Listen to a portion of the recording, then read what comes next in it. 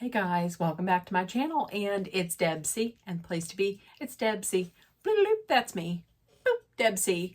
Hey guys, happy Tuesday. I hope everybody had a wonderful day, had a terrific day today, and is having a wonderful week. Let's get right into it because my phone is acting goofy weird with storage. So let's get into it. We're going to be talking about episode 9 of Sorority Mom's Guide to Rush. My notes are all goofy weird. So let's do it. Let's start off with Mary Pearl and her mom Pat. Her mom Pat is from Thailand, and Mary Pearl, they both live in Houston, Texas. Mary Pearl goes to University of San Diego, which is a private Catholic college. Rush is not a big thing there. As a matter of fact, she didn't start the rush process until she applied like at the last minute. And here's the thing about Mary Pearl that I didn't like. Well, first of all, I didn't feel like there was a great reason as to why she wanted to join. I feel like she wanted to rush because it was like a FOMO, like a fear of missing out. Like, if I don't rush, well then what if it's the big thing and I didn't rush? So the thing that I wasn't a big fan of Mary Pearl is because Mary Pearl told lies to manipulate her mom into letting her join. Meaning like whenever she was talking to her mom about it, she said it's only $40 to join this club. And then was like, oh, by the way, it's actually $600 to $900 a semester. She also said that it's people join it for the philanthropy. And her mom's like, oh yeah, well, when I was in college, I joined a club. It was free, and we cleaned toilets in the temple. And she's like, yeah, they do stuff like that. So 2 weeks before Rush, Pat reaches out to Bill and is like, hey, we need your help. So he visits them and he finds out that, number one, they're both lost on everything that's involved in Rush. But also he realizes quickly, Mary Pearl, what she's trying to do. She's trying to manipulate her mom. Because, listen, there's no sorority in the world that's going out and cleaning toilets in temples or cleaning toilets, period. He tells Pat that, listen, no girl is joining a sorority for philanthropy. And he's like, point blank, Pat is paying me. I'm going to make sure she knows what's going on. I'm not going to let she can pull this on her mom, but she can't get it past me. It turns out Mary Pearl has done zero work on this. There's no rush outfits. There's no rush bag. She doesn't know anything about the philanthropy, the charities. So that's what she has to do. She has to, number one, she has to, find out about the philanthropies for each sorority, and she needs to get her rush bag ready. Okay, so I'm all over the place with this because okay, let me see. Okay, so with 1 week left before Rush, Bill stops by again to check on the progress, and it's good. Because she is halfway there on her rush bag, but she did find out there's 7 sororities, and she named each one of the philanthropies. And after Mary Pearl's like, after talking to Bill, finding out everything that's involved, she is getting a little nervous. She's getting a little nervous about this. So with 2 days left before Rush, Mary Pearl is talking to her mom. This is what kind of got me. She had said something like, I know that I lost your trust in high school, but I want to gain it back. I don't know how you would gain it back by lying to your mom in the beginning. Like, that doesn't seem trustworthy. Okay, so Mary Pearl goes back to school, and open house. So for open house, she's very nervous that, like, what if I get dropped? And that's just going to hurt my self-confidence. Philanthropy round comes around. She loves Katie. She loves Kappa Delta. Their philanthropy is empowering girls, and it's through, like, the Girl Scouts organization, which Mary Pearl says she was in Girl Scouts when she was growing up. Sisterhood round, she went to 7 houses. It says she has to rank 5 of them. She got back 3 of the 5 that she ranked, which isn't what she wanted. You would think that you would want 5 back. She only wanted 1. There's only 1 house that she wants. That's KD. Then there's the preference round. Remember, this is the last impression. So you want to make the best impression. So heading into that, she mentions, I'm not going to call it what they call it. I'm not going to say they call it a suicide bid. I'm not going to call it that. I don't like that they called it that. I feel like it is taking away the severity of what that word means. And I just don't like that they used it. Instead, they used the term single intentional preference. That's what I'm going to call it. Single intentional preference. It's where it's 1 house or nothing. If I don't get the sorority that I want, then that's it. I'm done. It's very risky. Nobody suggests doing it, but she does it. And it works out for her because she does get Katie. She's a Kappa Delta. Congratulations, Mary Pearl. I hope that you have found your forever sisterhood. Now, the part of this that I thought was so interesting was the second. And this was Amaris, who is the daughter, and Stacy, who is the mother. She's 53.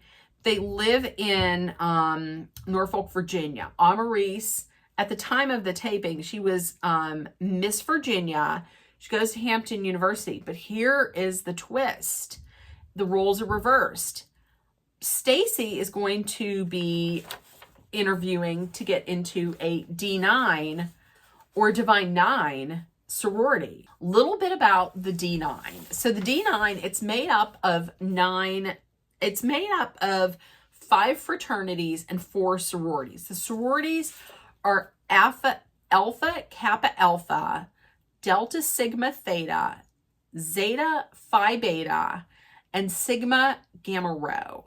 And this was started, D9 goes back to like 1906 when it was started because African American students who were going to college, they were not invited to join the Panhellenic sororities and fraternities.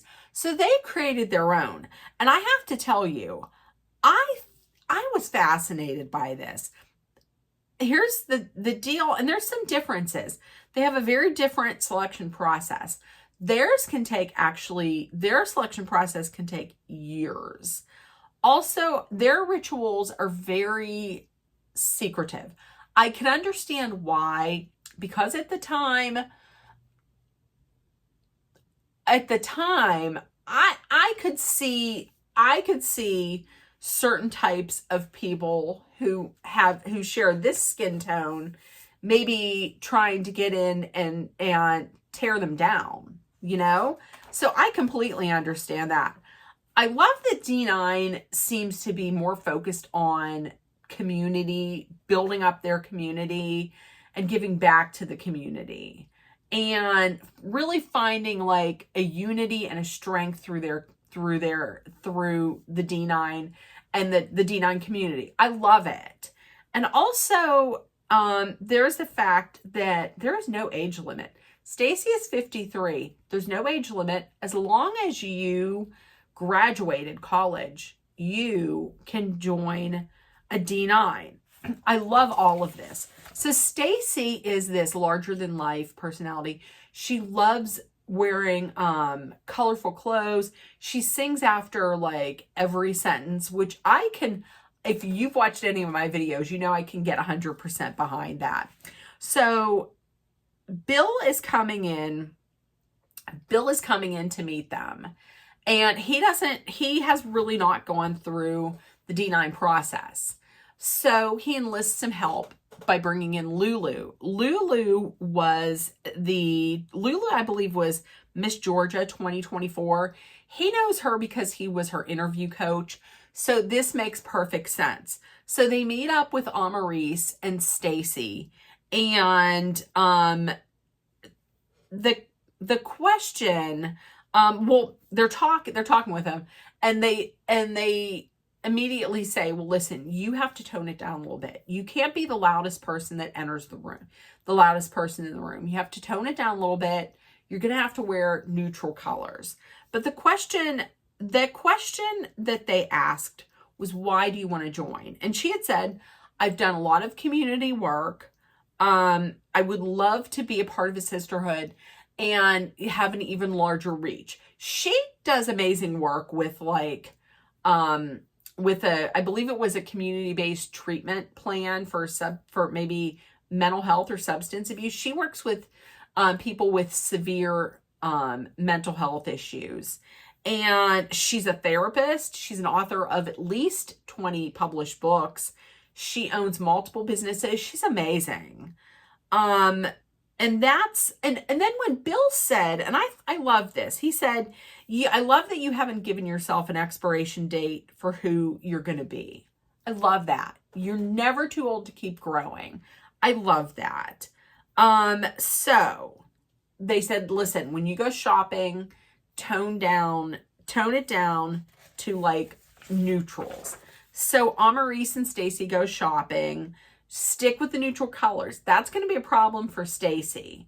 And it's also going to be a problem with Stacy giving up control to Amaris, even though what Amaris is telling her is for her own good. She's having a lot of problems doing that. And it's getting Amaris frustrated to the point where she's like, I am mad at you because you just won't listen to me. The roles were really reversed, even more so than just like reversed in who's trying to join a D9 organization. It was really reversed because you could see that Amaris was in the parent role and Stacy was in like the role of like a daughter who just wants to rebel against their parent, doesn't want to listen to them. But eventually she saw that this is upsetting my daughter and I need to listen to her because they have they have the best intentions and they mean well for me and I got to listen to them. So she goes back to the store. She gets the beautiful black dress that Amaris wanted her to have. She goes to an event, a D9 event. She's like, I'm not going to be the loudest. I have my neutral colors. So a little bit later on, Bill talks to her and is like, how did it go? She says, well, I went to 3 events. At each event, I was on like garbage cleanup. Like she cleaned up at the end. And they do keep inviting her back, but she hasn't gotten her message out there. Like she hasn't really got to talk about her resume, which is like incredible. And earlier on, Amaris was saying, well, I'm the one who's going to be in charge of her social media. So Bill was like, okay, so what you need to do is you need to get out there, put like a little bait out there on social media about, something you're celebrating or a professional accolade. Put it out there as like bait to try and get them and reel them in. So at the end of the episode, Amaris was waiting for a call. And we did get the message saying that no, she has not gotten a call as of September 25th, or as of September 25th. Stacy's still waiting to hear if she was accepted into a D9 organization. The process can take over a year. So they're very like, the difference between a D9 and a D9 or a Divine Nine organization and all the other fraternities and sororities, it seems like D9 takes it like very seriously. They are, not to say that the others are not, but D9 takes it extremely serious. So hopefully Stacy was amazing, like such an accomplished, amazing woman. And her daughter's going to turn out exactly just like her, but just does so much good. And I really hope that Stacy makes it into a D9 organization. But Aunt Maurice had said, listen, no matter what happens, even if you do or you don't, you're still my mother and I still love you and you're still amazing. So I loved hearing about the D9 the Divine Nine. I'm going to read up more on it because I thought it was just amazing and so interesting. So listen, if you watched, let me know in the comments. If nobody told you yet today also, you were loved, seen, and heard, please make sure that you put love, kindness, compassion, acceptance, hope, and positivity out there in the world so it comes right back at you. Please take care of one another. Put kindness out there. It's free. Also, if you're in a dangerous situation, please know that Dolly and I, nope, wait, that's at the end. Always be aware of your surroundings. Be smart and safe. Let's all hydrate with some water. Here we go. Oh, that's warm. And if you're in a dangerous situation, that was terrible. And if you're in a dangerous situation, please know that Dolly and I are sending our love, thoughts, prayers, and positive energy your way so you make it through. Love you guys. I'm going to see you tomorrow while we talk about Real Housewives of Salt Lake City. I got to go take my shower. And then I got to get ready. Okay, I'll see you tomorrow. Bye, guys. Bye.